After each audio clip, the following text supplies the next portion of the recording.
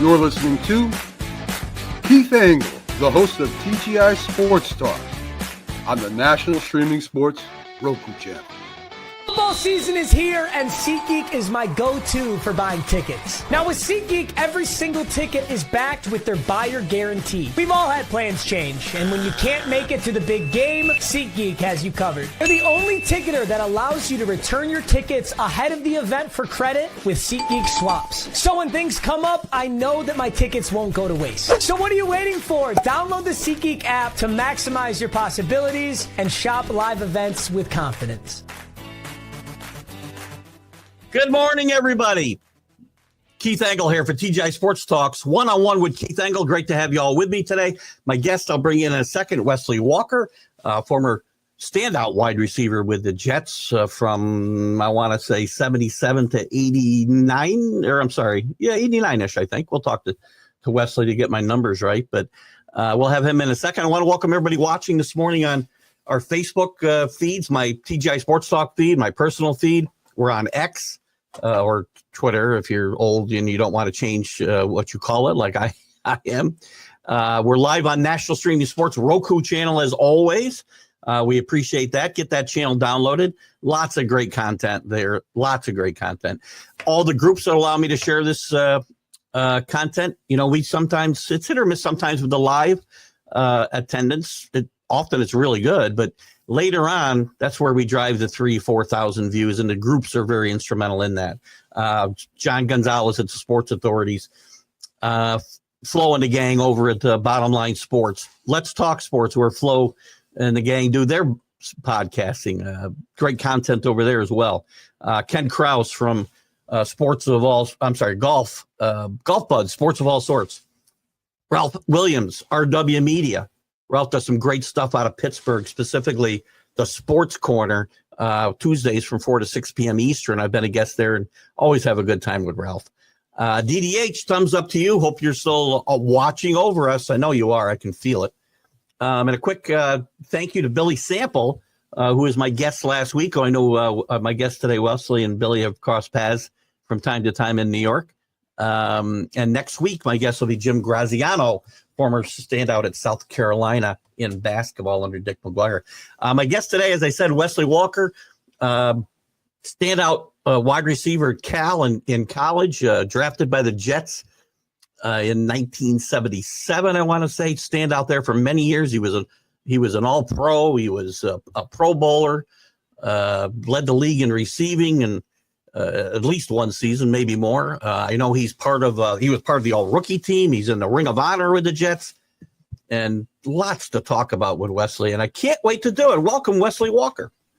Thank you. Thank you very much, Keith. Nice to be here with you this morning. It's great to be here with you, and I always appreciate when you guys make time for me, especially when you're out west, when you're 2 hours behind me, and, you know, I know 7 o'clock's not early for everybody, but some people it is, so... Actually, 9 o'clock is early for some people these days. I'm up at 3, 4, to be 2 in the morning. I walk every day as I'm getting older. You know, I'm not that I'm worried about passing away, but as you get older, you just realize we've been on this earth for a short time, and you only have so much time. Yeah. So I'm going to enjoy it while I can. So I can't run anymore due to injuries, but I can walk. So I'm up early in the morning, 3 or 4 in the morning, every day. And I try to get in 3 miles. It's about an hour and 10 minutes a day. So it's good for me. So I appreciate life. When you think about it, you're right. I mean, sleeping is I know it's important, but it's a waste of time. You're going to spend a third of your life sleeping. It seems crazy, right? Yep. I was watching, I can't think of his name, but he was talking about the fact he gets things done. He's got a radio show. He does TV. He's got all these multitude of things he does, and you can sleep your life away. So the way I look at life, period, you know, we don't have that much time, so you should make the best out of it. A lot of people get up in the morning, they're miserable, they got to go to work, you know.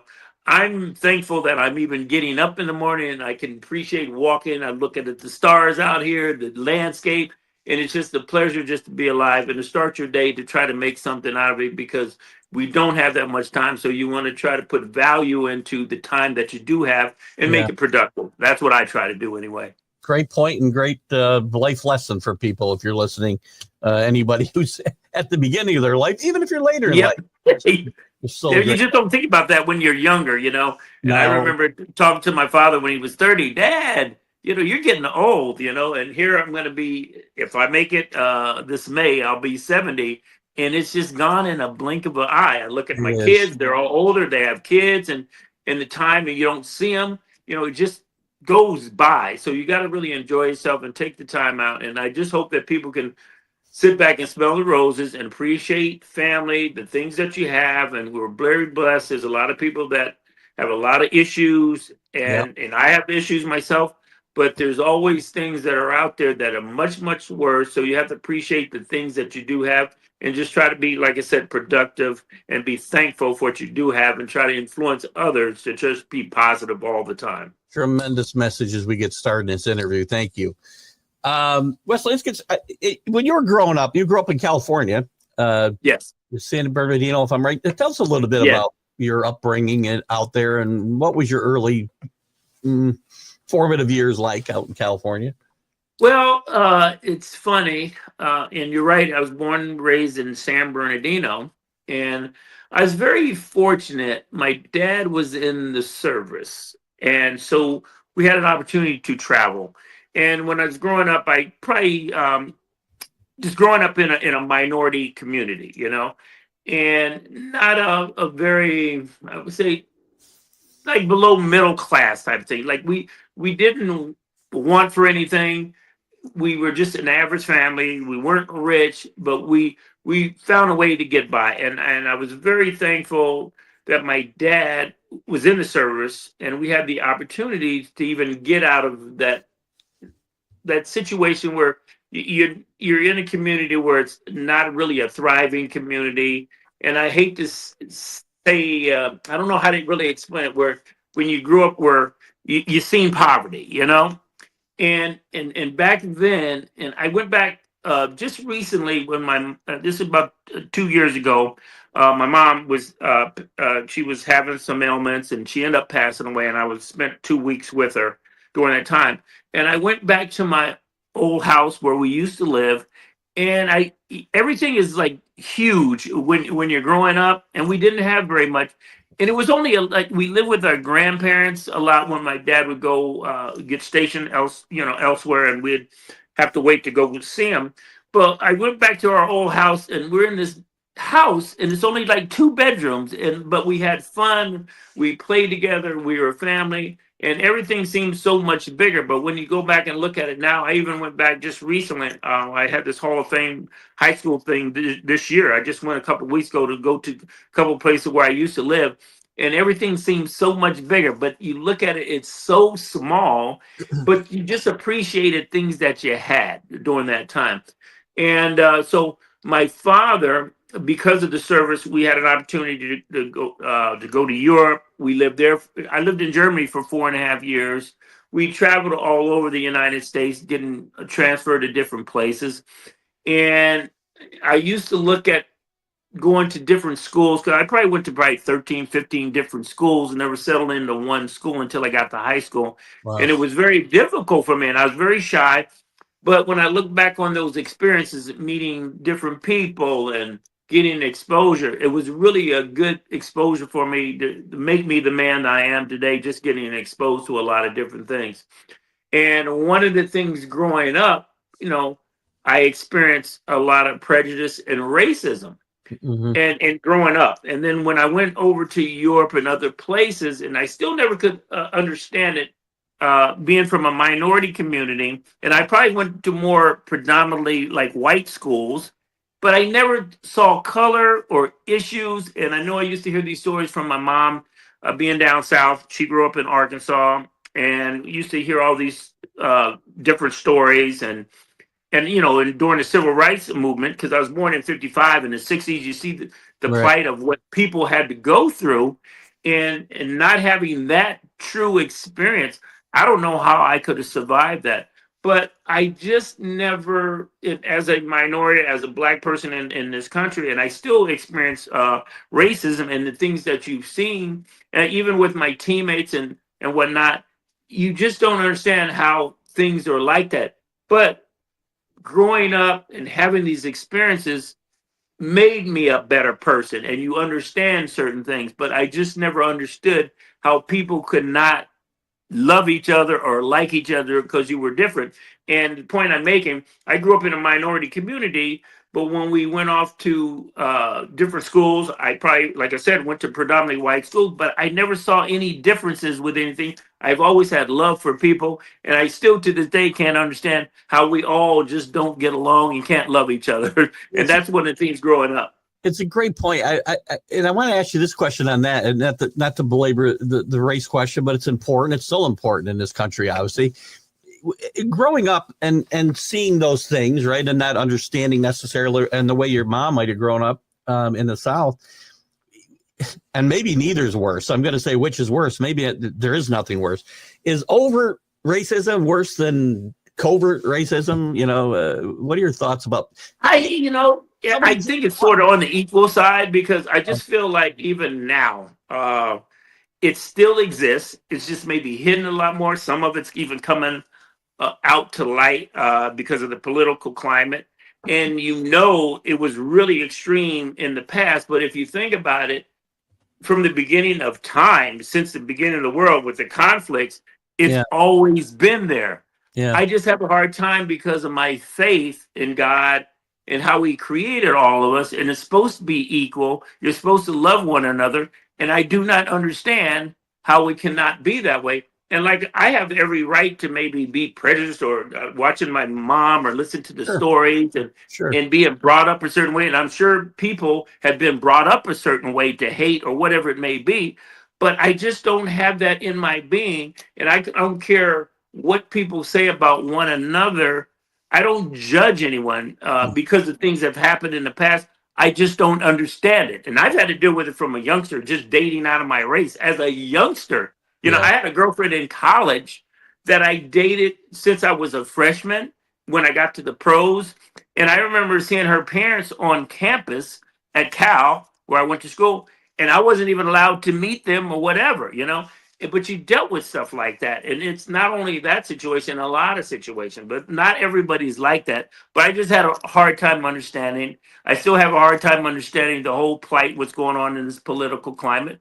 But it's been like this since the beginning of time. I just have to focus on being the type of person that God wants me to be, that you're supposed to be.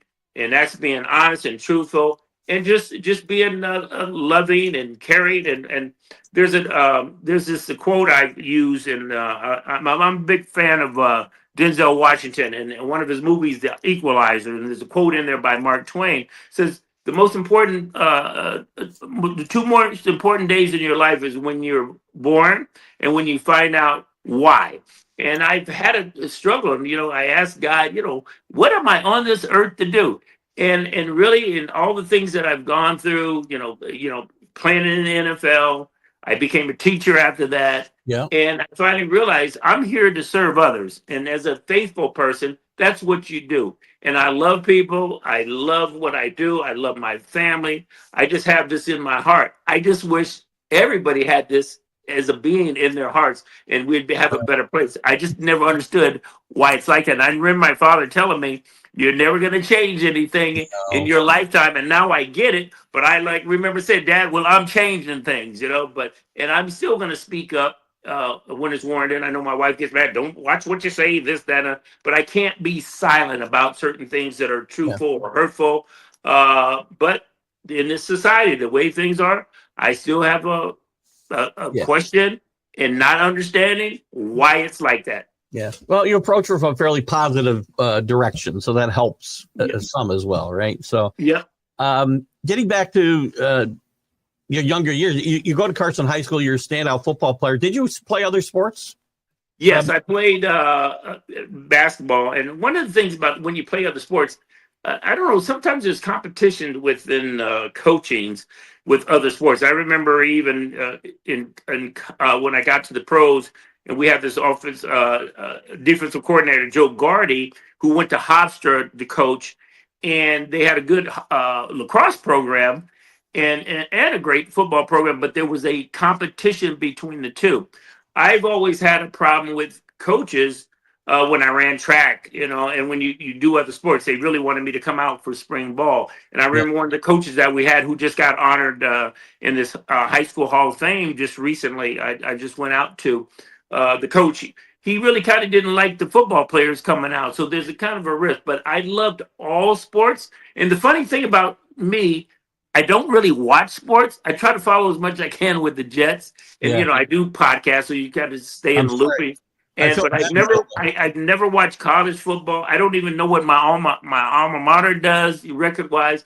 Yeah. I've always liked playing it, but I'm not a good spectator. My mind, I just can't focus. My mindset is not there to be sitting in the stands and watching unless it's my kids or something like that. And I always said I'm not into sports, but I love playing the sport. But I love playing baseball. I thought I was going to be a pro baseball player. I was a big Willie Mays fan growing up, and I scared my mom to death because a lot of people don't know I grew up and I was born blind in my left eye. And at the time, and this is funny, it makes me think about my father being in the service. And I remember we were in, I think it was in Washington on one of the bases we were stationed. He's playing catch with me. And he noticed my eye drifting off, And so he thought it was a muscle that had to be tightened up or something. And we go to a couple of specialists and they find out that I had this, it's a weird kind of cataract on the inside of the eye. And they thought maybe when the eye developed when I was 14, when it's fully developed, they could do surgery or something. But we went to a specialist and they really didn't know. And there wasn't a guarantee that if they did some type of surgery that I would get full, complete vision. I may have to wear these special bifocal like glasses. Mm-hmm. And so we just never did anything about it. But I know my mom was scared to death because I got hit in the eye one time. And I never thought about this too. Wonder if something happened to my good eye, I'd be totally blind. And getting back to what I do with families and giving back, we work with a blind couple and we have their 7 and 8 year old daughters who have problems with their eyes too. But I can't imagine growing up in this world, raising children, having to work, and you're totally blind. So I can kind of relate to that situation, But I love playing sports. I loved all sports. I never thought about playing football. I just happened to go out in high school on a whim. My coaches in junior high school, middle school, thought so highly of me. They wanted the two local high schools, which was Banning and Carson, to come see me playing this flag football game. And matter of fact, one of my teammates, Freeman McNeil, went to Banning High School, my rival. And I had a quarterback in college, and I had some great quarterbacks in college. But one of my rivals was Vince Ferragamo, who got drafted by the Rams, #1. Yeah. His brother was the coach at Banning. And I remember they came out to watch me play in this flag football game, and I dropped this ball. And my dad was on the sidelines with both the coaches. And one of the coaches, which was Vince Ferragamo's brother, who was the head coach, said, "Oh, send him to Carson," after he made like a snide comment. And Gene Vogan, the head coach of Carson, introduced him, my father, to him. And my dad told me this little story. So I opted to go to Carson because of that comment. And in all, Carson was relatively new, and it was a better school. And Banning was really in a minority community. It wasn't like a great atmosphere for what I wanted. But I made the right choice. I never lost a game in high school. I had a coach who believed in me, who saw something in me, and that makes all the difference in the world for an athlete. And he really just turned my life around and put me on the map, And there's only two coaches that I consider who brought me to another level, which is what a coach does, a good coach does. And that was my high school coach, Gene Vonen, and a guy we had, he was our wide receivers coach, Dan Henning, who went on to other teams. And Dan Henning, just an awesome coach. And he put me at another level that I can't even. I've had a lot of great coaches, a lot of good coaches, but a lot of technicians. And these are things that you work on. You just do, even as an individual, you work on things. But a coach who can teach you certain things to make you better or to elevate your play, that's a real coach. Dan Henning was one of those guys. And I'm proud to say that I just had a conversation with him recently. I'm writing a book with Gary Kaschek, who And I got him through. We met through Ed Cranepole, who just recently passed away, who's a good friend of mine. Yeah. And it's ironic he passed away, and Gary took it to his publishers, and they wanted to do this book. So it's going to come out September 23rd for the next football season, 2025. So I'm looking forward to that. That's the same guy who did Ed Cranepole's. Yes, absolutely. It was really absolutely good. Yes. It was a really good book. And we were, and since he's on the East Coast and I'm here, I mean, I'm up at 2 and 3 in the morning, just having a conversation. And you say with your wife, when you're running a show, you spend more time doing that. The wives are under pressure too. Like, what are you doing? Can you take another time to do this stuff? You're just 24/7, but we have no choice with the time difference. But It's been fun. It's been fun. So I'm looking forward to it. Good. Dan Henning, by the way, coached on pretty much every level. I mean, he coached, and he was a great coach, Dan Henning. Yeah, he was like a father to me. Yeah. There's just certain people that see things, just the relationship you have, and they're not totally just say by the book with things. They understand the whole philosophy, even just with life, on how to treat people. But it's not like that with every coach, and that's what's very special about it. As a matter of fact, when we were writing a book, and he's doing one of the forwards, Richard Todd is doing one, Matt Robinson, and I appreciate some of the guys that who've been there for me to kind of speak out. But he was telling me some stories of myself that I didn't even realize. And because of my blindness, I remember he said he was high during when the draft came up. I was drafted in 77. He was high on Stanley Morgan, who's a great, outstanding receiver for the New England Patriots. He ends up getting drafted. And they were on Stanley was on their board, and he was disappointed. And so we had this general manager, Mike Hollenbeck. He said, I got this guy for you. Nobody really knows too much about him. Wesley Walker, meaning myself, and when I did get drafted, and I was supposed to be a first round draft choice. I was really disappointed because I hurt my knee my senior year. I mean, I'm having this stellar game. I had like almost 300 yards. I think it was against San Jose. And all the scouts, I'm going to be a number 1 draft choice. And my coaches wanted to know what bowls I'm going to play in. And you don't count your chickens before they hatch. I've learned that lesson.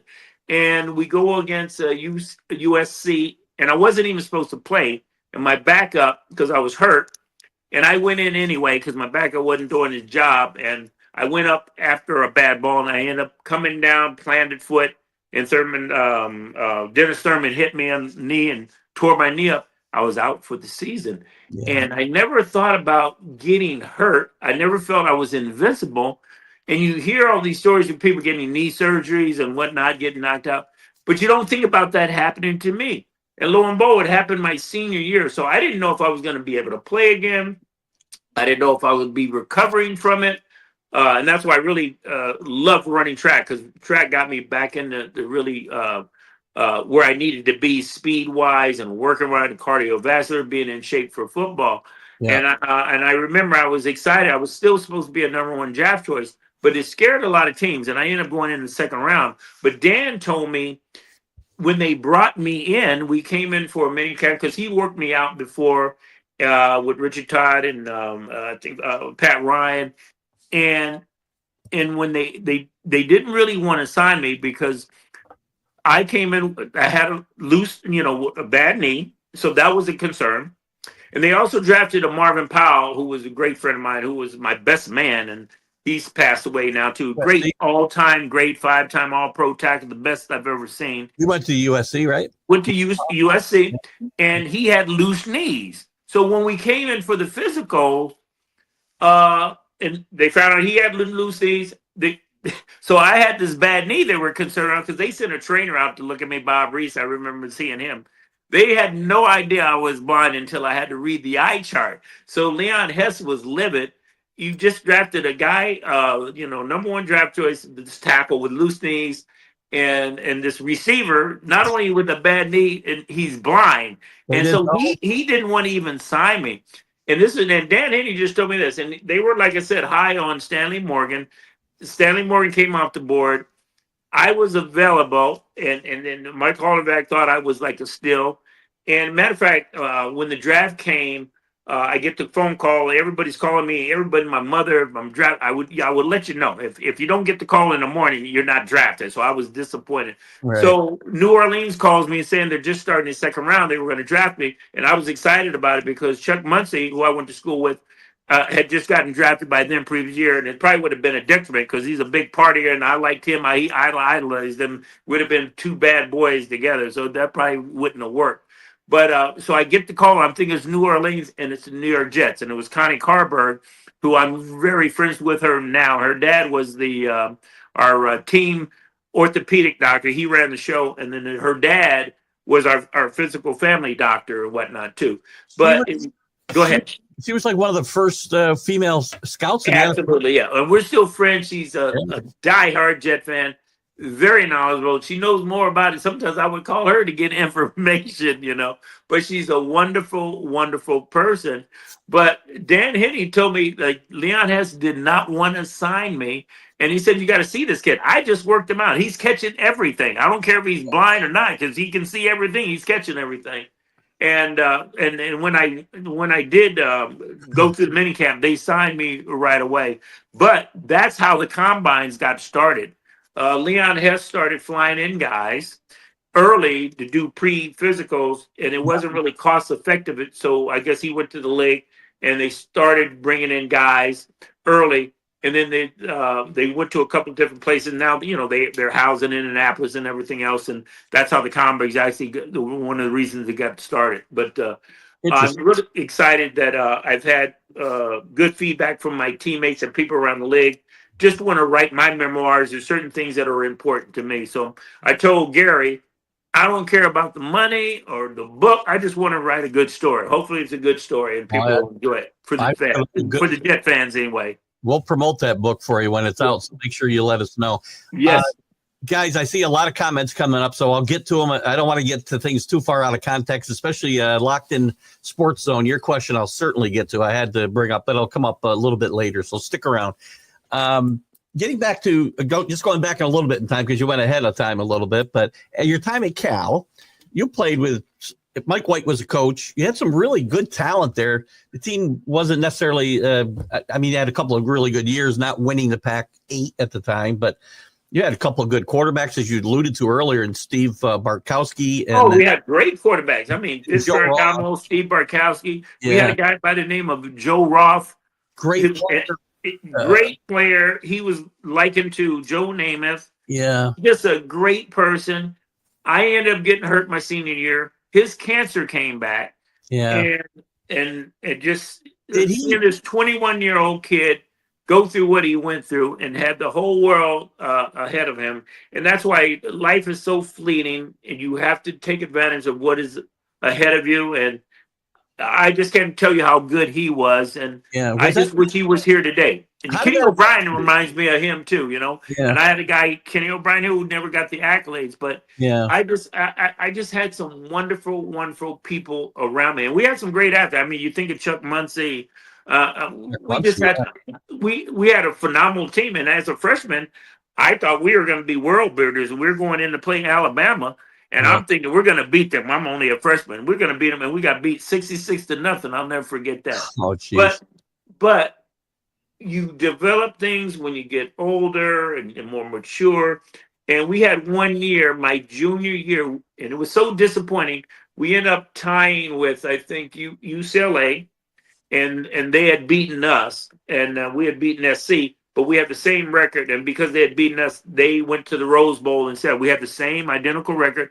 And the fact that we didn't go to a Rose Bowl game, we led the league, the whole league, the nation, in rushing and passing. And how do you not get a bowl bid? But now with the politics of the money and everything, it is so different now. I came along at the wrong time. I'll tell you now, because I don't understand this whole portal thing. They're getting paid right now. So it's crazy. It is crazy. It's hard to look back. I mean, I want to go back to Joe Roth in a second, but since you brought up NIL, I mean, do you think all of that team would have stayed together or moved on? I mean, it's hard to go look back in time, but I don't think it's just even now, if you look at the NFL, with the free agency. Nothing stays the same. And this is, I don't even understand. I didn't even know until 2 years ago with a buddy of mine, one of my teammates at Dallas Hickman, who I went to school with. He lives out here in Arizona. Big fan, follows Cal, and he knows about sports. And I was even asking him, I never knew anything about these portals and transferring and just the money, just different things happen. It's just so different now. And I think it's just so hard as even a coach to try to keep abreast of trying to get players, trying to keep them, trying to deal with different personalities. I don't know how you develop that. And on a pro level, you have the same sort of thing, and with free agency and different coaches coming in and trying to surround yourself, ownership. There's so many things that go into trying to develop a winner. It's just very difficult. I couldn't do it myself as a coach, but I don't know and how it would have been. But I think in this time and age, we would lose players, and it would just be so different. Well, Wesley Walker would have made a lot more money before he actually even got to the Yeah. Well, the thing is with that even, and I was listening to Charles Barkley, I think it was last year, how he thinks it's been a detriment. But you play this game, and it's so fleeting, you could get hurt just like that. Yeah. And you're done. And you have to prepare for your future and think about those things. Especially as a youngster, you don't think about those things. But my mind said, hey, I want to have a future. I got to think about if I don't make it, if I get hurt. And you have to figure out those things. So in college, they're making a tremendous amount of money off these athletes. So I would liken it to why not the players get what they really deserve and need and to get paid to take care of their futures, but you don't know.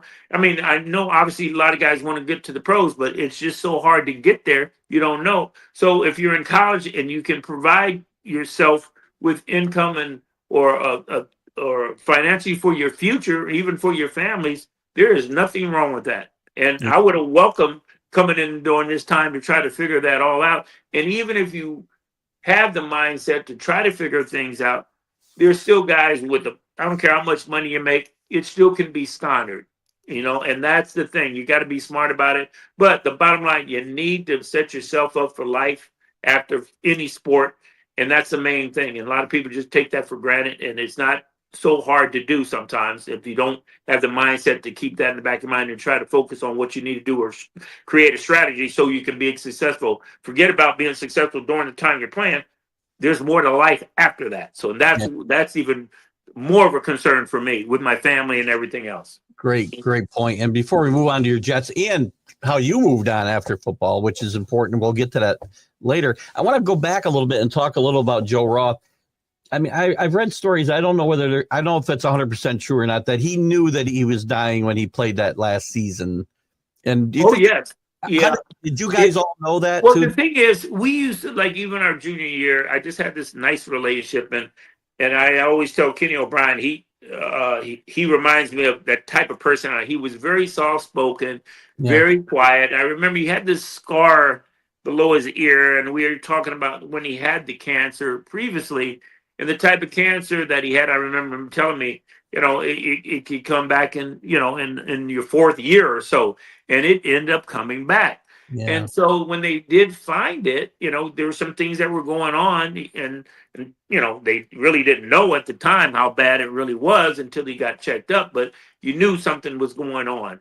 And he went through that whole season as best he could, and he didn't complain about it. And one of the I have a lot of blemishes in my life and things that I've had to deal with. And one of the things that I wish I had a do-over, I wasn't, I would say, scared of like death or whatever, but you didn't want to see people suffering or they're because with cancer, it changes you, and you can change from a physical. And it just makes you hurt. And right now I deal with people all the time in hospice. And that's one of the things. And I have a friend I got a call today that's going through, he's in the stage 4 cancer. And that's when I feel like I can't be there for them. I wish I could take it away. I don't know what to say. You want to be there to make them feel better, change things. And to watch Joe go through what he went through, the kind of classy gentleman that he was, and they were talking about amputating his legs, and I couldn't see him like that. I wouldn't want to see him like that. But I remember seeing a friend of mine who couldn't speak, and his wife didn't want us to come see him. And I remember we went to go see him, my wife and I at the time, and he perked up. He couldn't talk, but he was glad I was there. Yeah. And I so wish that I would have went to see Joe, because I was afraid, just afraid of death. Didn't want to see him like that, and I didn't even know what to say. And plus, I was kind of estranged from the team because I'd gotten hurt, so I wasn't with the team. I'm trying to rehab, so I was away from everything. So we lost that separation. But I felt bad that I never went to see him in the hospital just to tell him how I felt about him, because he was just such a good, smart, just I can't even describe, just a loving, and it just makes me want to cry, because how did this happen to this type of person? Yeah. And that's why life is so fleeting. Doesn't matter how good you are, the things you've done, it can affect you, anyone at any time. And I just wish I could have been there to try to help him in any way I could. And that's one of my regrets. So now I've learned how to deal with certain things, because my wife started a company where we take care of the elderly. I've had to go through hospice, and you watch people dying, and even the people that we care for right now, and watching their family, or somebody happens with cancer, and you're there for them. And it's very hard, but it's taught me how to deal with things and gives me another perspective, and where I want to help people in any way that I can. So it's taught me. But like I said, one of the regrets, I just wanted to see him and be there just to tell him how you feel. And I watched my mom go through her struggle where she couldn't even communicate with you. And the only last comment I had from her was she was asking me where my wife was. And that's the last thing where she could talk. But my last 2 weeks I was with her, she couldn't talk or anything else. And you're watching them just frailing back and forth, and they're going to die. And you want them to pass on, because you feel like they're suffering. Yeah. But one thing I do know, I just want to be there for people in a time of need. And I just wish I would have been there for Joe at that particular time. Well, you're giving back now and making amends, I guess, in your own way. And that's a good thing. And it's a sad situation. I remember Joe Roth when I'm a little bit younger than you, not a lot, 4 years younger, but still enough. And I remember that story and what a good player he was. So yeah, and I would recommend, if you go on the internet and you look up the Joe Roth story, and you'll see a whole story, and Tony Dungy's in it, and I remember at the time they wanted to do a movie, and the mom was really distraught about it at the time, and I understand, because there were certain things where at the time you're going through this, just like me, I couldn't see him like that. But then you think about it, I'm sure because he was such a great person, his story should have been told. And you think about some of the things, maybe you should have done this, you should have done that. And you don't think about it till after somebody's gone or certain things have happened. But you're so into the moment of grieving, you don't understand certain things. But his story should be told, and just to the world, and it's just not only about him, it's just about just the perseverance, and just the type of person he was that makes you want to be better, and that's just the type of guy. And he was just so soft-spoken, and I swear, Kenny O'Brien was this guy who didn't get the attention or the accolades he really deserves, and got beat down here in New York. But he had that same personality. And when I look at Kenny O'Brien, I think of Joe Roth all the time. But I've been very thankful. I had Vince Ferragamo as quarterbacks. I had Steve Bartkowski. And Steve Bartkowski is one of the best. I mean, you're talking about some stellar quarterbacks. And Joe Roth was going to surpass all their records, So you just don't know what could have been. And there's so many great athletes out there. And that's why I said there's no one great. There's so many different athletes out there. They all bring something to the table, but we're all great in our own way. Yeah, good stuff. You've already covered a little bit about, how you got to the Jets and not being a first-round draft pick, being a second-round draft pick, and some of the logistics there. You get to New York. My first question, I guess, is growing up in California, playing college in California, and moving to New York City. Is there a culture shock there? What was that like for you? Not for me, because I was used to traveling. So you just deal with the climate or the elements or whatever comes your way. And the only thing I was thinking about, man, how cold does it get there? Because I don't like cold weather. Because when I got drafted, I was hoping I would go to a California team. Even when I got recruited to every major university, and I went out to Nebraska and Colorado and some of these cold places, and I really had no idea that where I was going to go, but I sure didn't want to be in cold weather. That's for sure, But that was the first thing I thought about. But then you think about the media capital of the world and being in New York. If you win, how exciting that would be. And I appreciate New York more so now that I'm away from it, and being there, even just being there, going to the city. I very rarely even went to the city. And there's so much to do. There's so many things that I wasn't aware of. And I had so much fun. I had just as much fun being on Long Island that I did going to the city. I would go to the city and I'm looking to have fun and go to the clubs. I'm like, where's this place that never sleeps? I could not find it. I'd go to Long Island and I'd have my places I could go. But the thing is, I just didn't know where to go. And it's there. Yeah. And I still have our son is still in Long Island. So I get back to New York. I got 3 kids in New Jersey. I love going to plays. When I was married in New York, I very rarely went to the city, never went to plays. And it's not till after I've retired where I can appreciate and do the things going in, like during the Christmas time. And it's hectic during Christmas time with the tree lighting and people. And it's like crazy. But I do love the atmosphere and the things that you can do being in New York. And it's just nice. And I love when I get a chance to go back for our Legends weekends with the Jets. And that's a part of me that I feel like, even though I'm from California, I feel like I'm a New Yorker, or at least a Long Island New Yorker. And I do miss that. But here I'm in Arizona and I just adapt to whatever is presented with me. And you look at the fact that I go from California coming to New York. Hey, I just welcomed anything. I went to Berkeley. And that was a melting pot of everything. I was like a black hippie, so I accepted everyone for who they were, what they were, and me. I didn't give a crap about anybody, what they thought.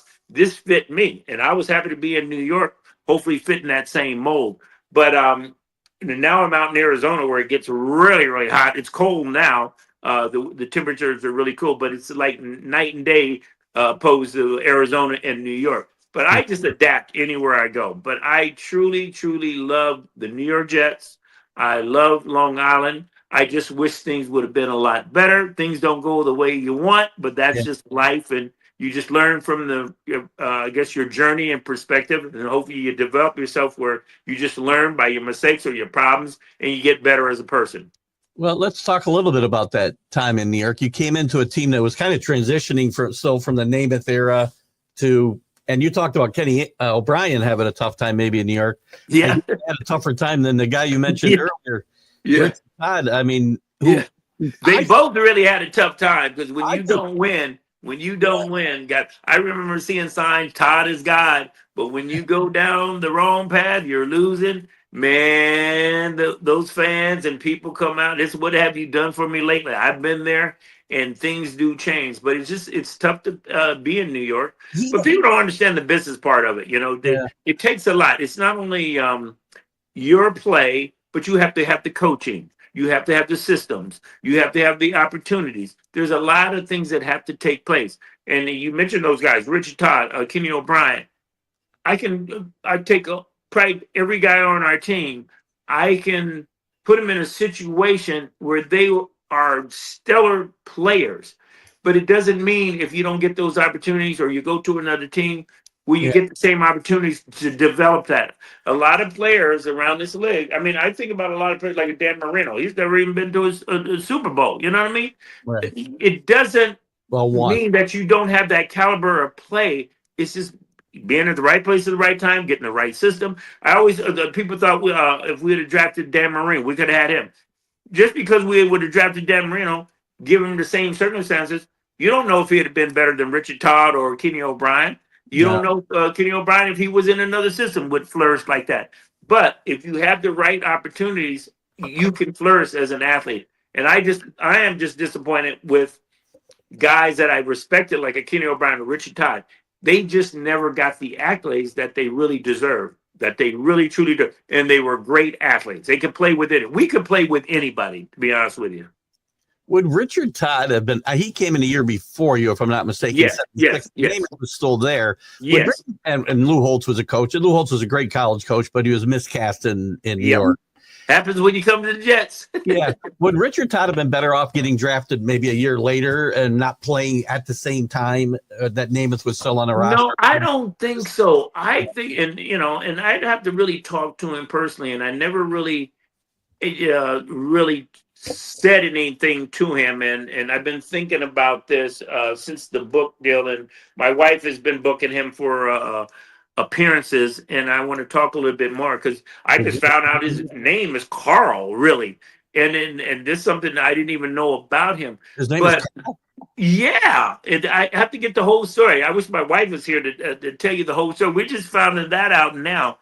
But with Richard, tell her we want him on TGI Sports Talk for an interview. So tell her. Yeah, and you should get him on your show. He's a classy guy. I love him, and I never gave him the pride. And I told him this more respect for Kenny O'Brien. But Richard Todd put me on the map. I always felt Richard tried to fall in, Joe Namath's shoes. Yeah. And that's a hard shoes to really fill. Yeah. But you have to kind of have your own personality. And it's really about coaching, putting you in the right system, using your attributes. And I'm not so sure Richard Todd had all that, but he certainly could throw the ball.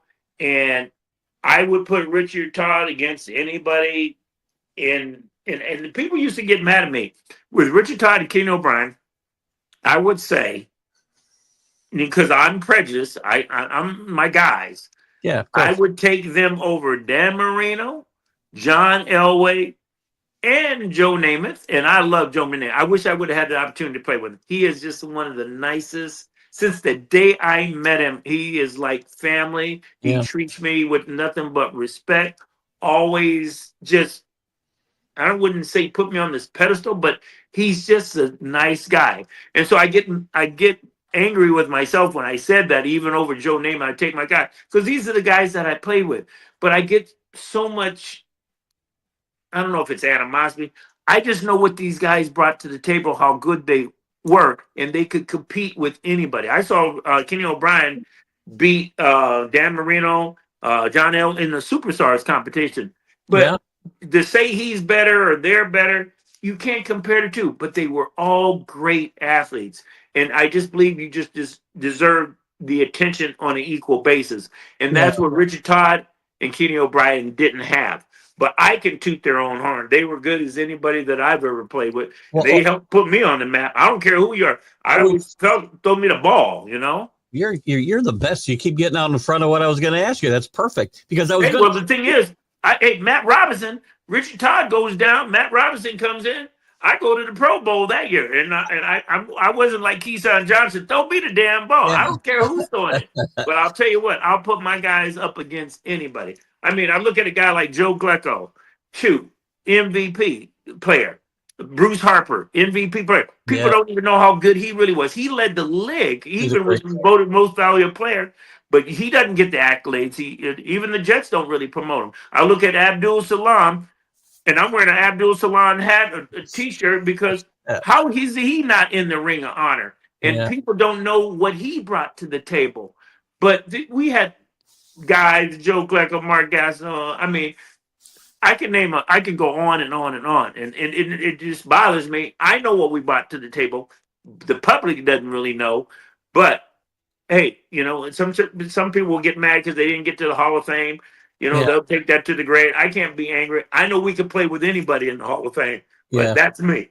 Yeah, and I'm going to get to the totality of that in a second. Go back to Todd for a second. And your first 4 years, whatever, the team struggled. 8-8 was your high mark. You had some bad years. But if Richard Todd was as bad as people want to portray him to be, how does Wesley Walker get to be, all rookie and lead? There you go. Well, that just goes to show you. But when you don't win, you don't get the exposure, and I can tell you, you don't even get to the Pro Bowl. A lot of teams that have these superstars like San Francisco, they had them or Pro Bowl players at every position, And when you win, you get to the playoffs, you get more exposure, you get those accolades, and that's what happens.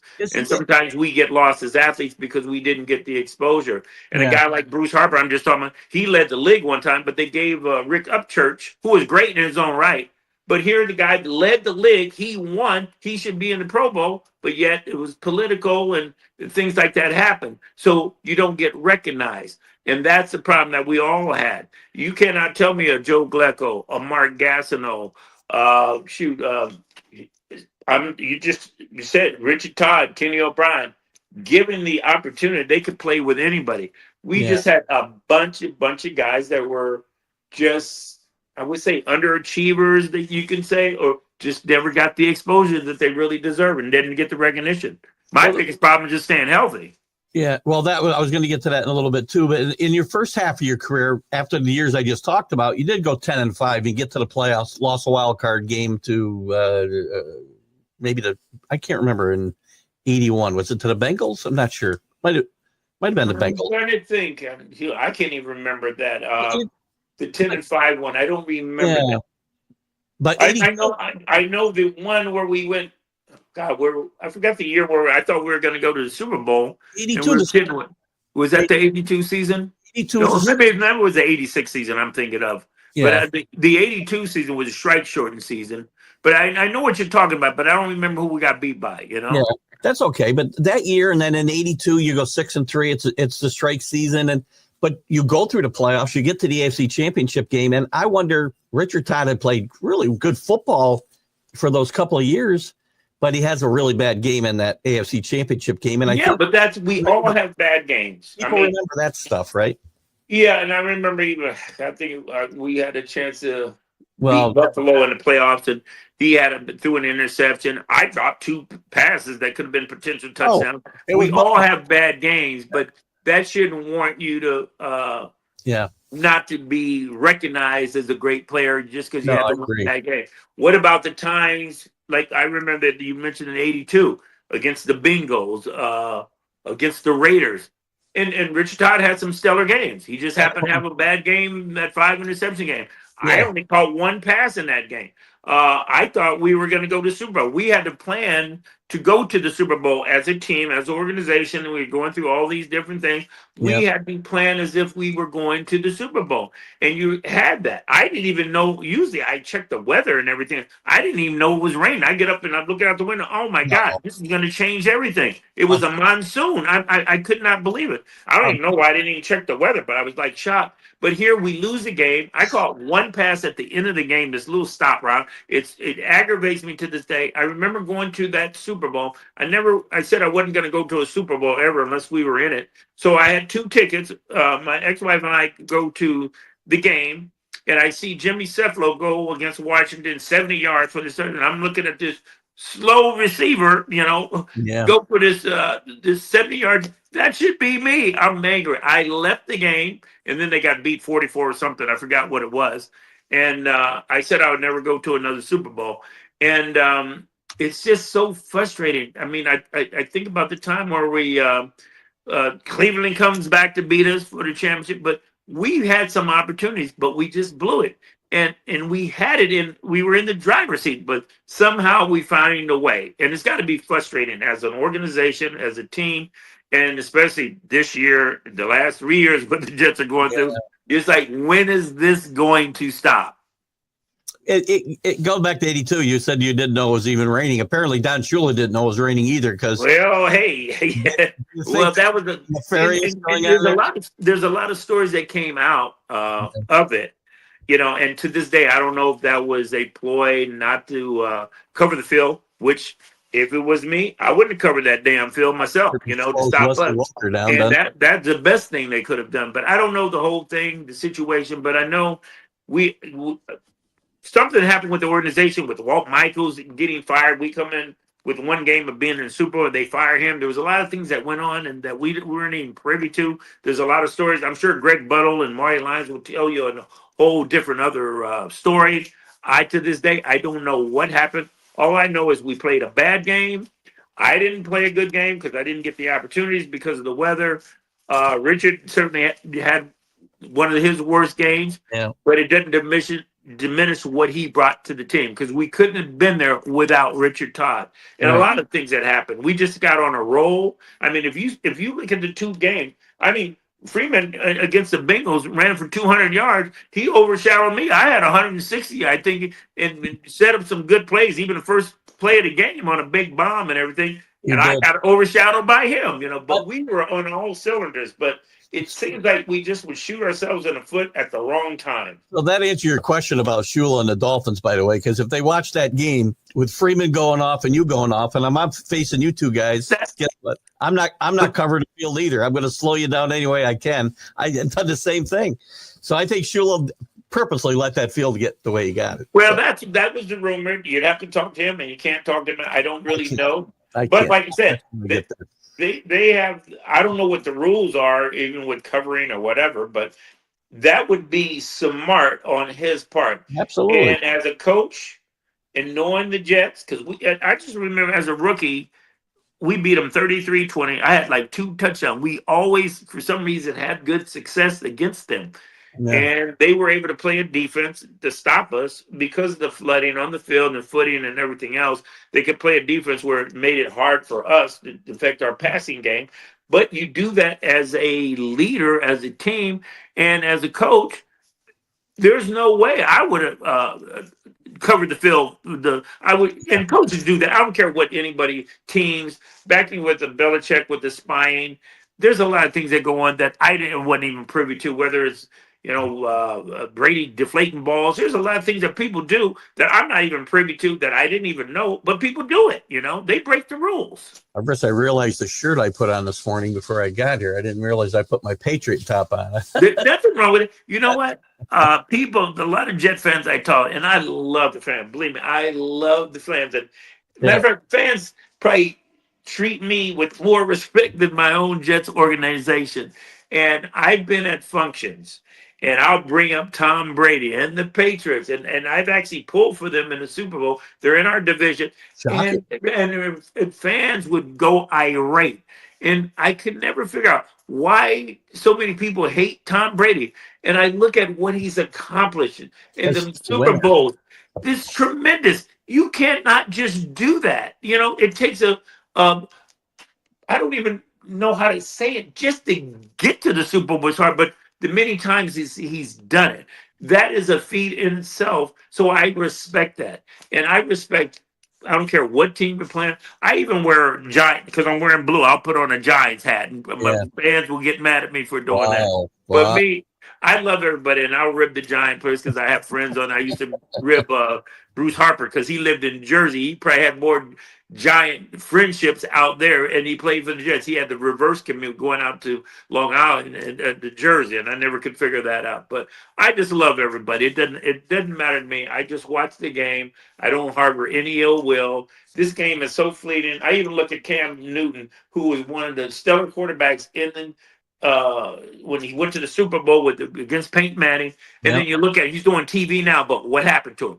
You don't get that many opportunities, and there's some people that never even been to a playoff and are just Hall of Fame players. It's just so hard and difficult. So I respect anyone who's played this game, who's had success. There's no jealousies, and it's unfortunate you have people who are like that. They fight and argue who's the best, this, that, and other thing. But I just respect people and individuals for their sport and what they do. Yeah, and I still got some more to cover. If you're okay going over, I'm going to go over a little bit. Hey, I'm yours. We won't go too much longer, but there's a few things I still wanted to cover. We talked about Walt Michaels, and he gets fired, and Joe Walton comes in. What was your relationship with those two guys, and what was the differences between the two? They were both different, and I will say this on a pro level, and this is a shame.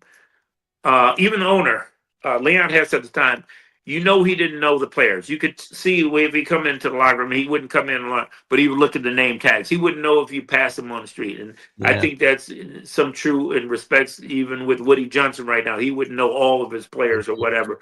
And that's just the business part of it. Coaches. Walt Michaels, I didn't really get to know him till after he retired. He was this gruff. He came off like not being so sharp for as I was concerned. And even when he talked, he was just a lunch pail kind of guy, but he didn't have this relationship. But we got to know each other after he retired, talking about certain things. He wanted to hear from the guys. I could call him. We could talk. I sat at a game one time, and we were talking about football, and you find out he's sharper than you've given him credit for. Why they can't have that relationship with you as a player, as a friend. Some people think you have to be separate. I don't believe that. You can still coach a person, be their friends, but get what you need to get out of it. There's business is business. You separate those things. Walton was a different type of guy. He fired me up when he first got there. I watched him change as a person when he became head coach, and things that he was able to do, he couldn't do anymore. And the things that he brought to the table, he could have done more than that, but he tried to do too much and just changed as a person. And I even told him he should get to know the players instead of going by what a trainer or somebody in the organization said about him. Get to know your players, and then you can make that evaluation. But coaches make a mistake by not knowing their players to get the best out of them. And it's a two-way street. There's only been one coach or a coordinator when I came to the Jets would even listen to you and maybe take something that you made a suggestion of and maybe use it. Most coaches are one way, tunnel vision, this way. And to me, a good coach has to adapt not only to your system, but adapt to the system around the players to do what they do best. And it's hard to really do that. But I never understood why people couldn't develop the close relationship where you would want to run to a wall for the coach. So Walt, like I said, was this gruff person, and he rubbed me the wrong way. He drafted me, but I didn't get to know him till after his career, and he just felt he had to be a certain way. I don't believe you have to be that way. You can still have a relationship and still have that same gruff way about it to get whatever you want out of players. I mean, if you look at Bill Parcells and you look at Lawrence Taylor, he gets on your case and he got the best out of him, and you might even hate the guy, but you don't get to really know the kind of person he was. I loved Joe Walt when he first got there, but he became a person where I couldn't care less. His speeches, it was a turnoff, and I remember him coming back to the back of the plane.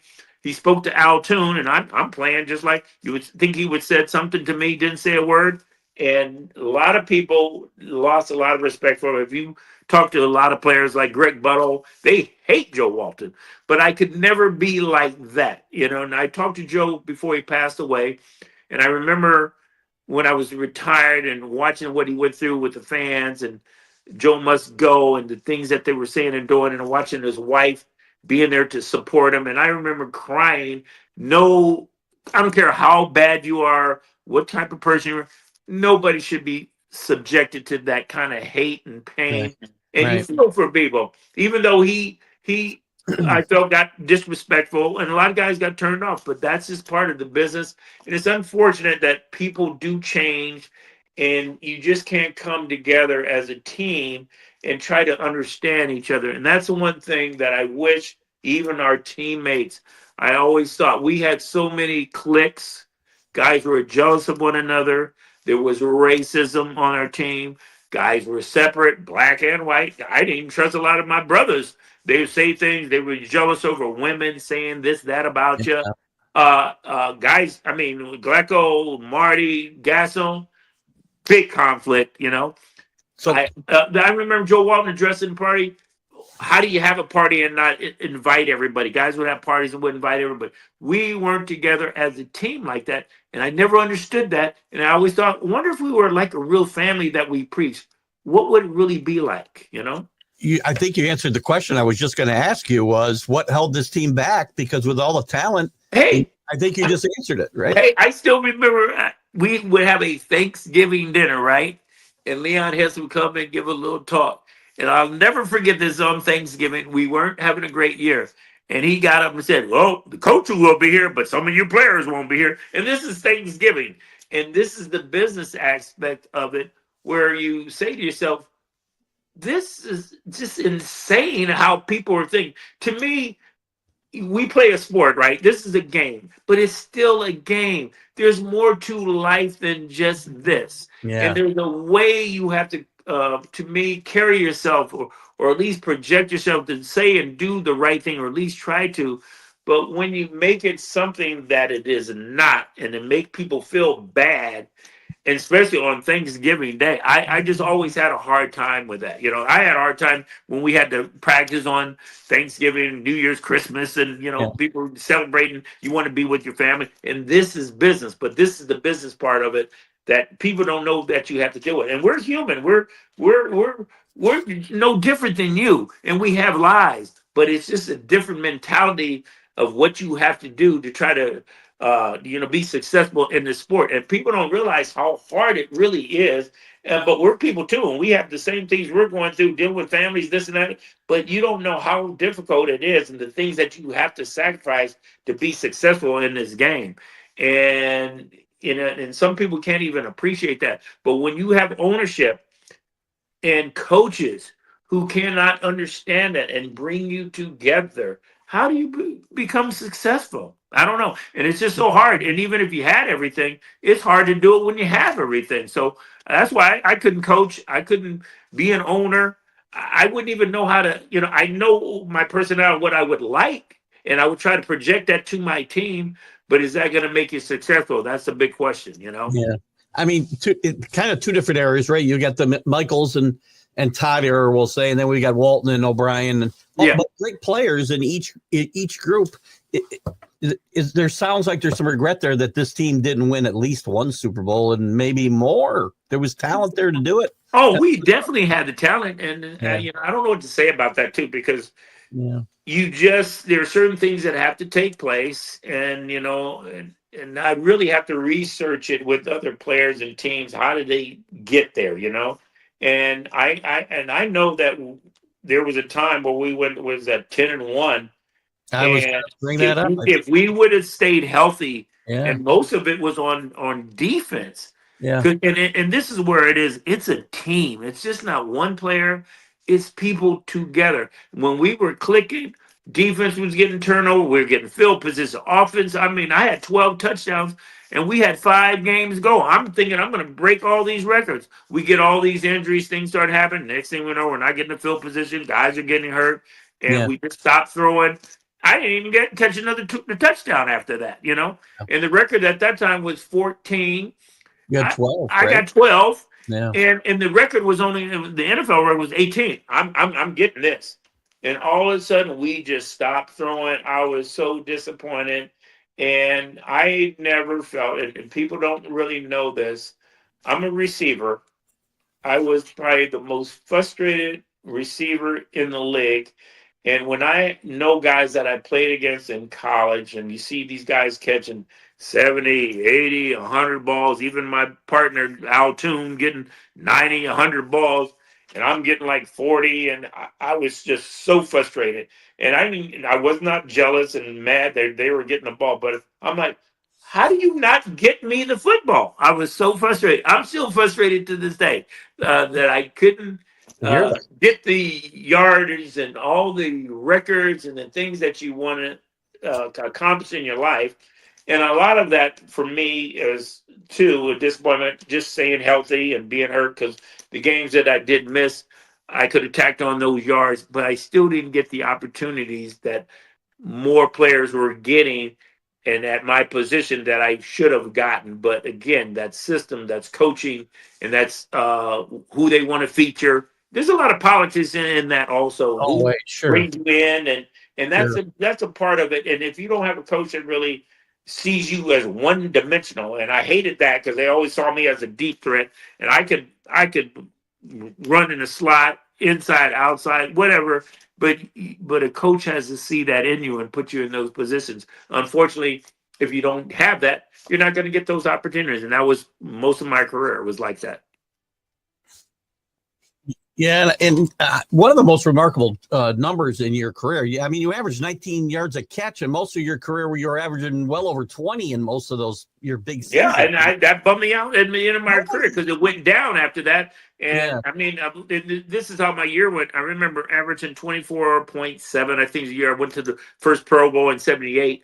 And then getting back to the coach who took your suggestion, I remember telling Dan Henning, "Hey, Dan, I can do this. I don't care what defense they throw at. I can make the adjustment and read this and do this.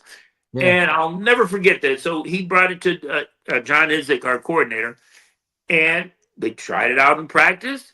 Next thing I know, they put it on the game plan.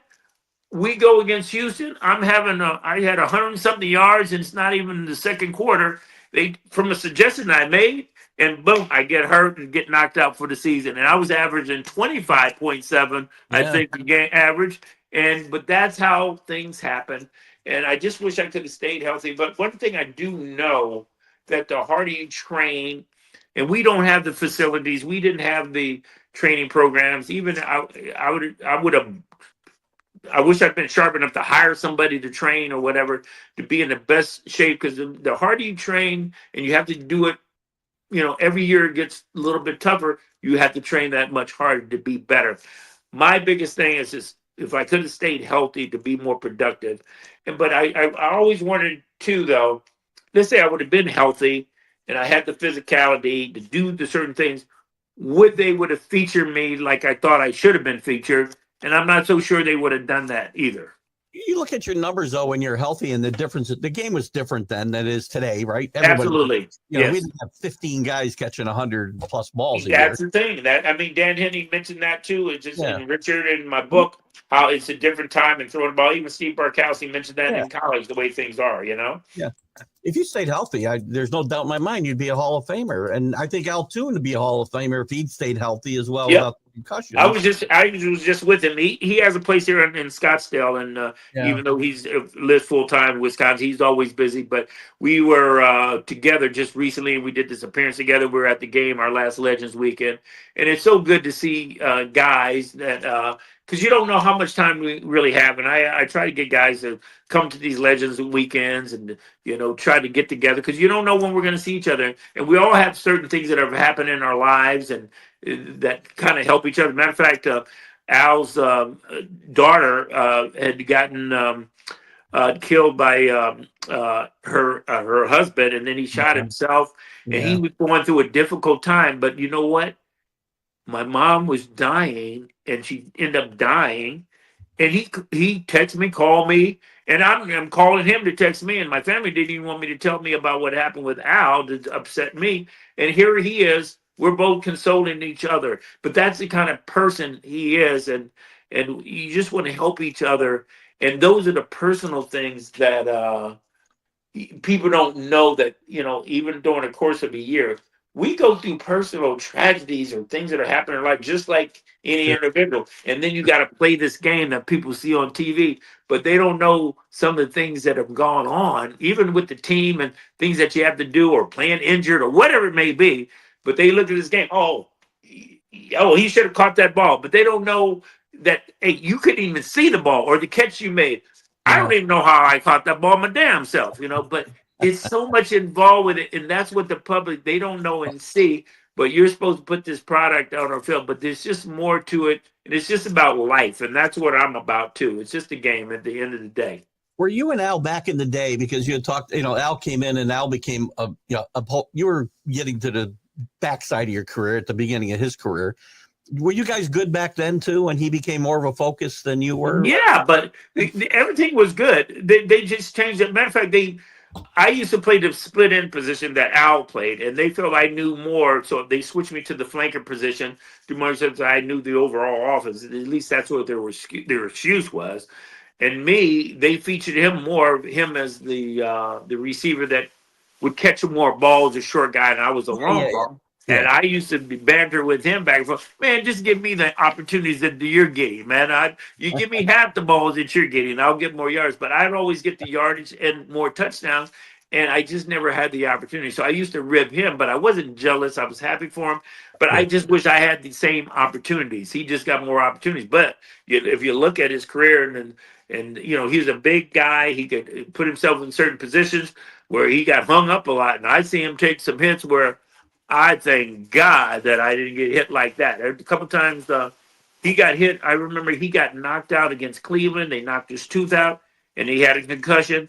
He got knocked out. We were playing in this Houston, and they were the House of Pain, and they came in. Al got knocked out of that game.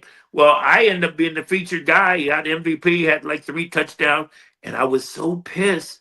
Like, can I prove to you guys that I can do this? And they still stopped throwing to me. And that's back when I was on the latter part of my career.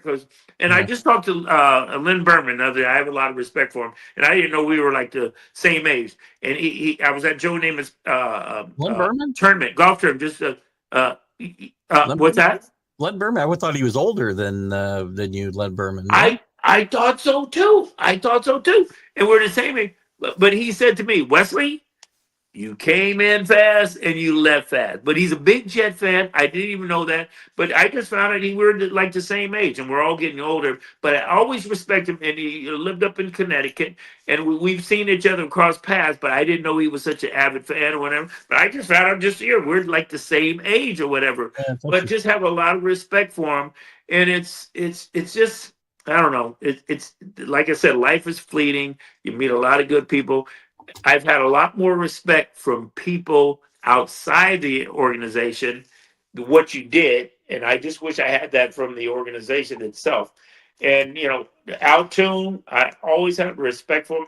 I have respect for all of my teammates, and I just wish we weren't, let's say, in this competition, like with Gastineau and Glecko and Marty Lyons, and I just don't know. How could you not play together and just love one another instead of having this animosity or jealous because somebody's doing this, that, and other thing? Was Gastineau, was he a selfish guy? Was he one of those guys that might have been a problem? Well, see, everybody has their different personality. And I know Marty in this recent, actually it's coming out today, this 30 piece. I was going to ask you about the Favre Gastineau. And Gastineau would sit back with us. He would say the black guys treat him better than the white guys, and he would cry the blues, but he was self-centered. He only worried about himself, and I would say that. But he was still a great athlete. I loved Mark Gastineau. I loved all my teammates. I loved everybody. I didn't like the certain behaviors that they all projected to be, and every one of these players, they could say something about another player. But you put them in the same light, they would be in the same room. I could say the same things about them. And that's the thing. But what I'm talking about, though, as a team and as a sackage change, you would think you guys would be together, But when you guys hate each other, that's not a team. Yeah. And there might have been reasons for that. You can say this person was this person that.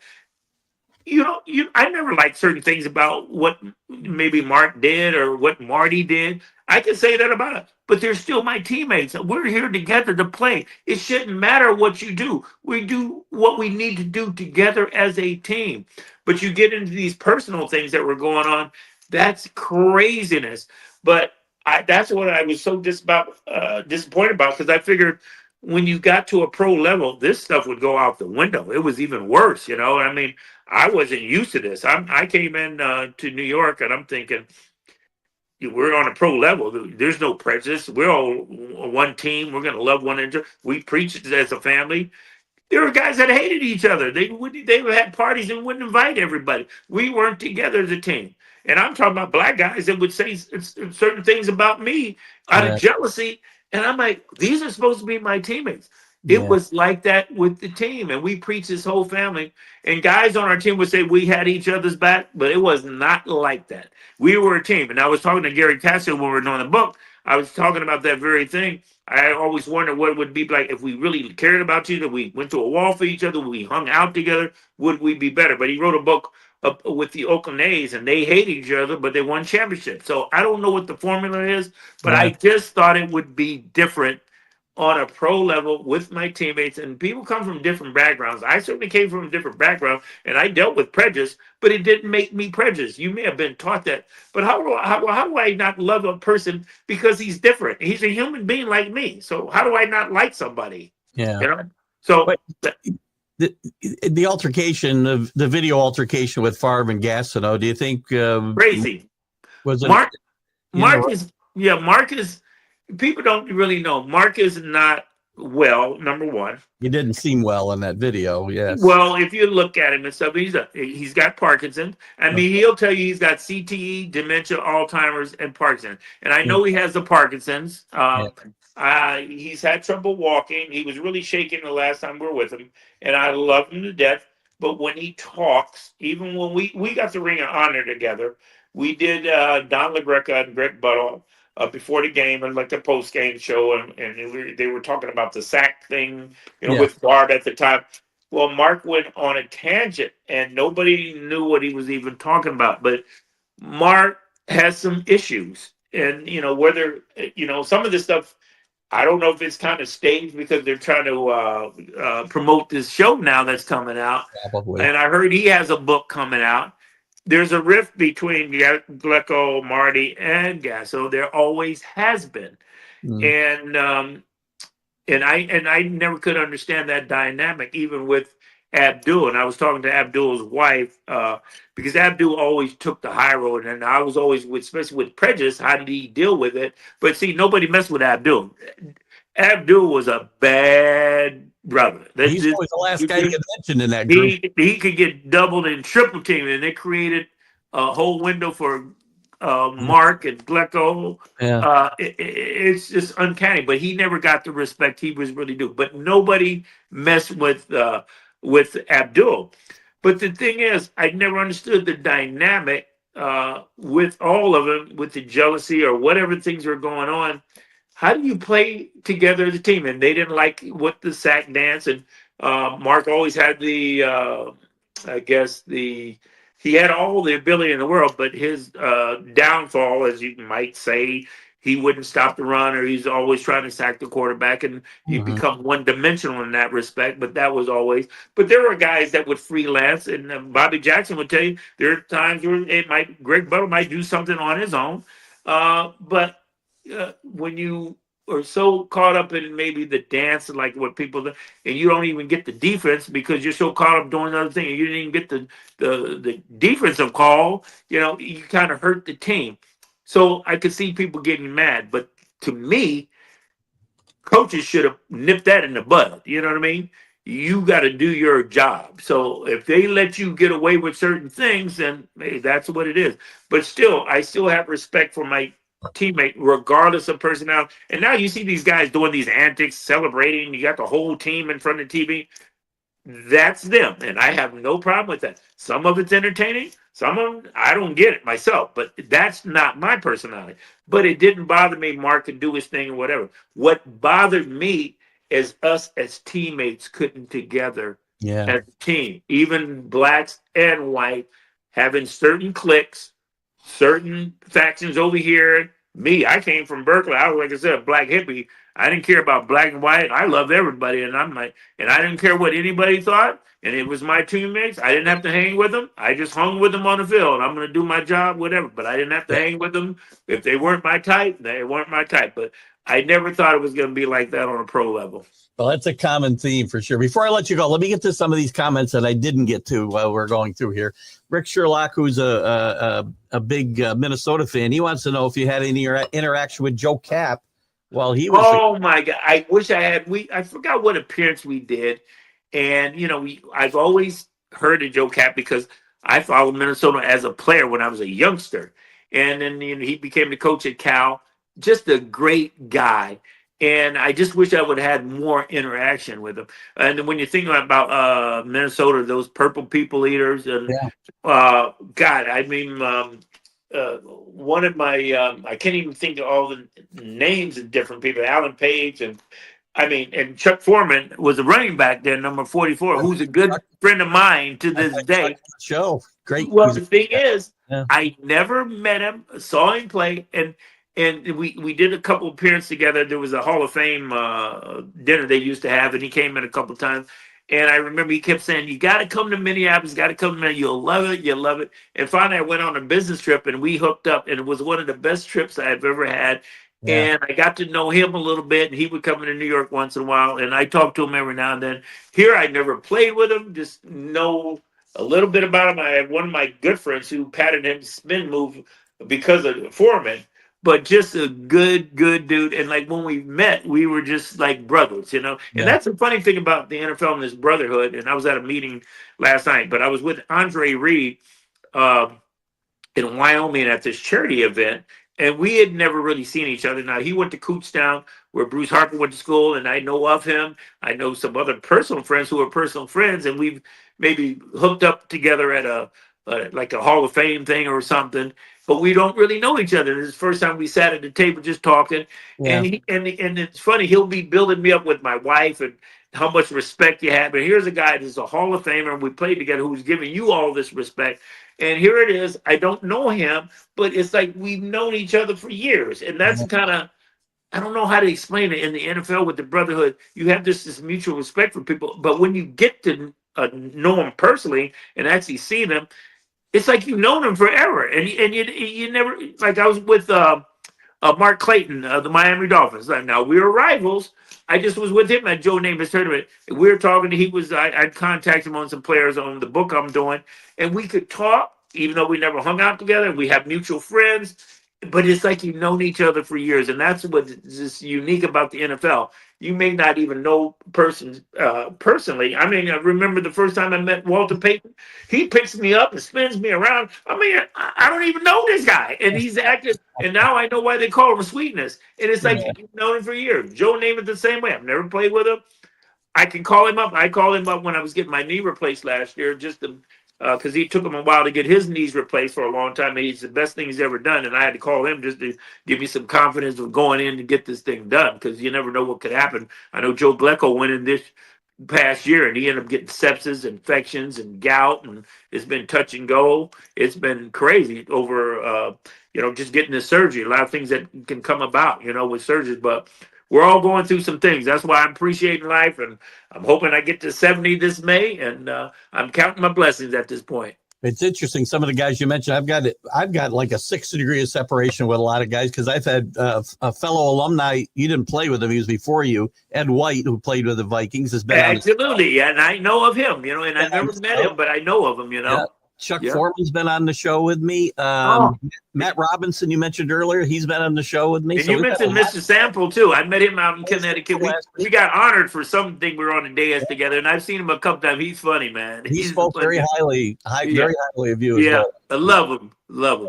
And just to show you the reach we have here, so we've got people out in California. Danny Fuller said hi before. Michael Gott's over in the UK. He's one of our big followers. So, well, I'll tell you what, we have a Jets following in the UK also, and I have a good friend of mine who's a big, huge Jet fan, Frank West, and another lady, Liz Mueller, who's made jersey for my wife and I, and they're just good people. But there's a fan base in Germany, and they're just sweet people. Matter of fact, one guy over in the UK just recently had a friend of mine. He wanted to reach out. He was going to be running in this event for charity, and he has a Kenny O'Brien tattoo.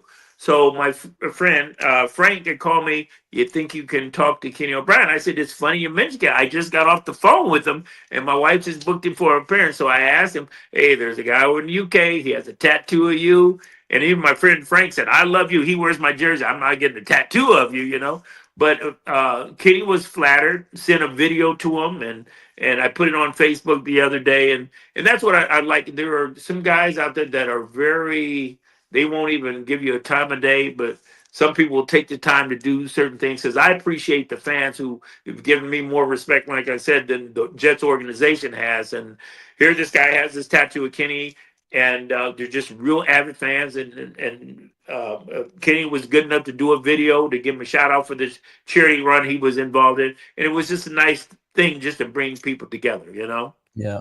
And Michael added a couple of nice comments about, togetherness that you talked about before, which we brought up. Locked in Sports Zone, we already touched on the Gastineau situation, but we appreciate you popping in. Robert Fuller from the Sports Scope show, he says great stuff, very motivational, and you have been very motivational in a lot of things you brought here. Here's a good question from Michael, actually.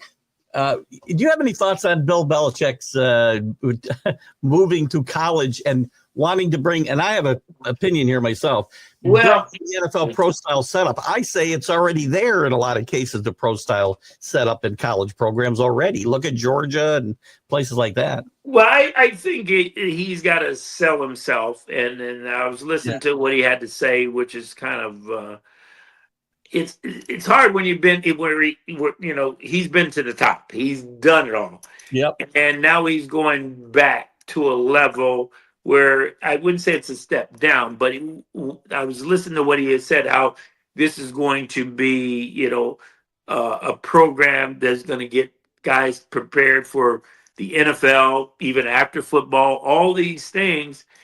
But I think that's what most programs do anyway. He just has a bigger name to do those type of things or whatever. But I was just curious the real reason why he would want to fall back to a college level than going to a pro team, but maybe nobody's interested. I don't know why that dynamic is, but most schools, and now with the portals and moving around, it's just a whole different element. I don't even know how he's going to deal with the recruiting process, this and that, but he's selling his program because he'll be preparing you for the NFL. Most, if you look at it, most colleges, it's just a farm team for the NFL. That's why guys are really getting scholarship and going to school to prepare you for that. How well you do that is a question, and he obviously he can bring that element to the table because of his success and all of that. He also has to have the surrounding cast, because Bill Belichick, and I'd have to say, any coach who's very successful, it's not just about him. It's the people you surround yourselves with. And I remember listening to earlier Lawrence Taylor saying when Bill Belichick got hired, he was just a little sort of gopher special teams coach, and he was pissed that he was even being thrust in this situation. And Bill tried to make it clear to him, he's the one that's been drawing up the defenses for you. So you just have to have the caliber of coaches to get this thing done. Yeah. I just know he's trying to sell this program. It's going to be an NFL program. I think every school is there for it. But if you have the mindset, I want to go to the NFL and not focus on that, hey, what are you going to do after that? Most college players should be focused on the fact, okay, you have the desire to go, but what do you do if that doesn't happen or you get hurt? You got to move on from there. So you got to be prepared to do that. But most schools, it's just a farm league for the NFL as far as I'm concerned. It's just how well you do it. And I have no problem with him doing that. I just look at it's kind of a step down from being at the level he's been to me, It is an interesting career move for sure. We'll see. Yeah. Rick talks about, you mentioned earlier you enjoyed partying at least at one point in your life. Who's your craziest teammates?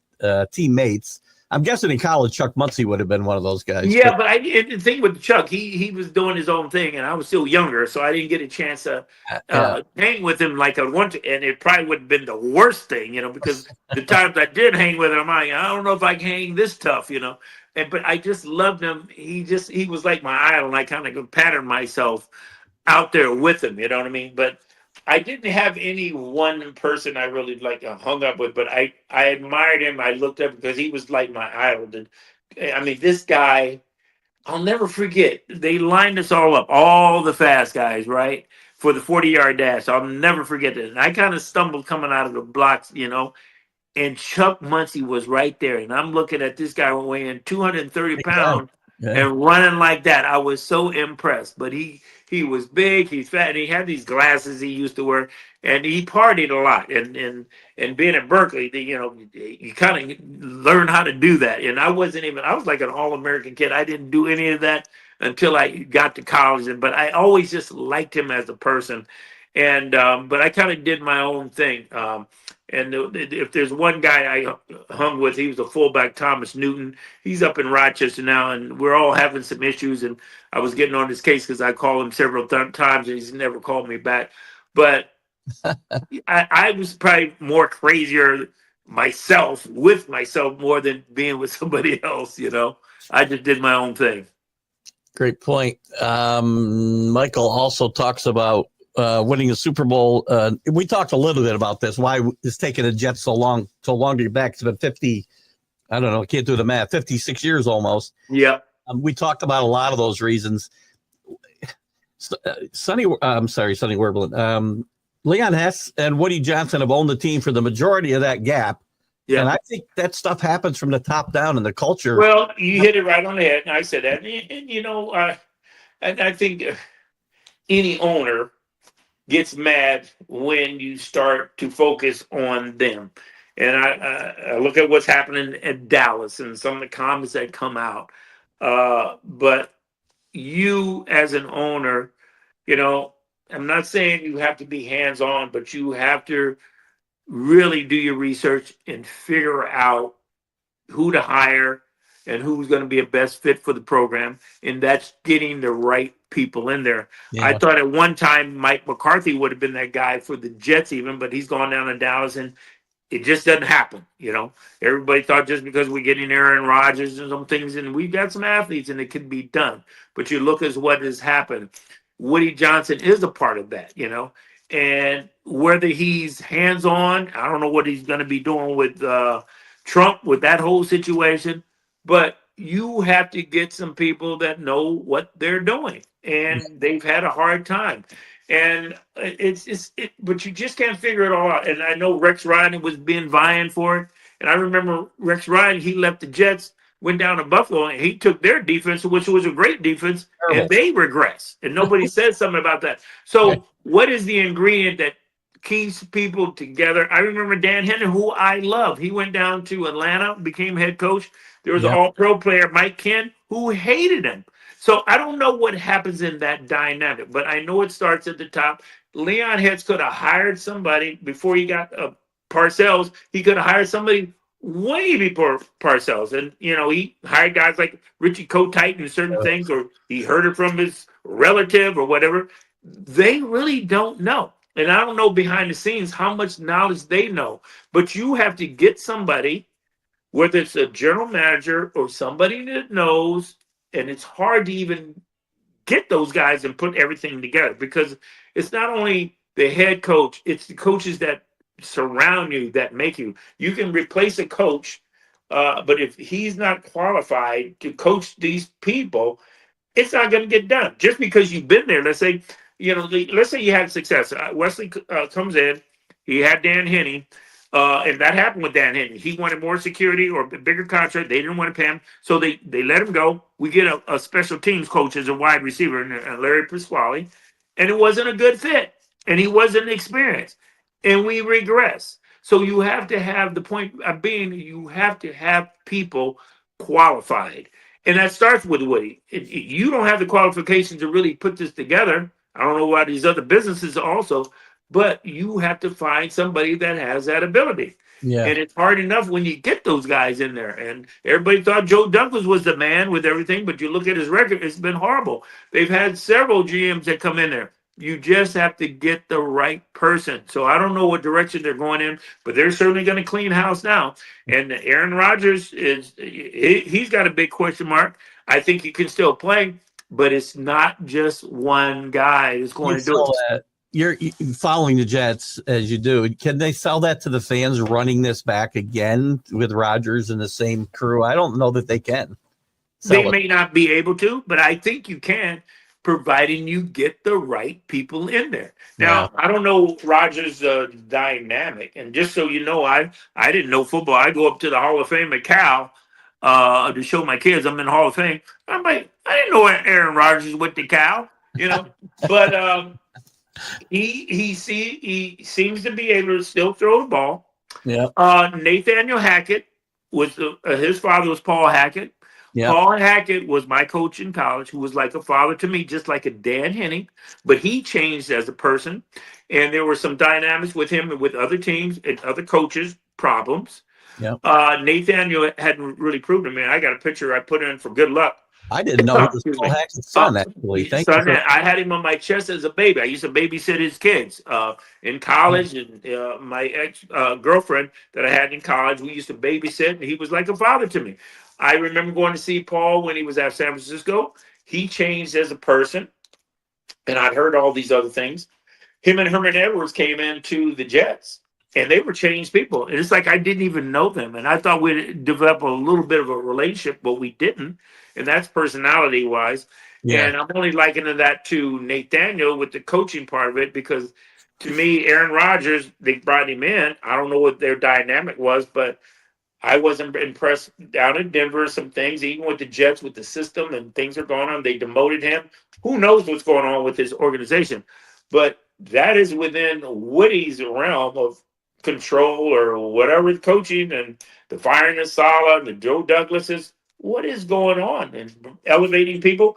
maybe those guys that are there are just not qualified. So that's the thing they have to figure out. And that's what Woody's going to have to figure out. And it does start at the top. And so if you doesn't get that done, how do you expect to win? And it's just hard enough to do it with good people. And like I thought, like McCarthy would have been a shoe-in. I thought the Jets should have hired him, but look at the problems he's having down there in Dallas, You never know. And then when you have an owner that says Derrick Henry couldn't fit into their office, that's got to be crazy, So who knows? You said a couple of times it's right. It's everybody being in the right place at the right moment, and that's it's not an exact science, right? I just wish everybody could be on the same page doing it together. Because and I'm in contact with one of the beat writers, Rich Semena, and I'll get tidbits from him and the team, and they just he said, Garrett was saying, they just got this losing gene. I don't know. Everybody's confused right now. They don't know what direction they're going in,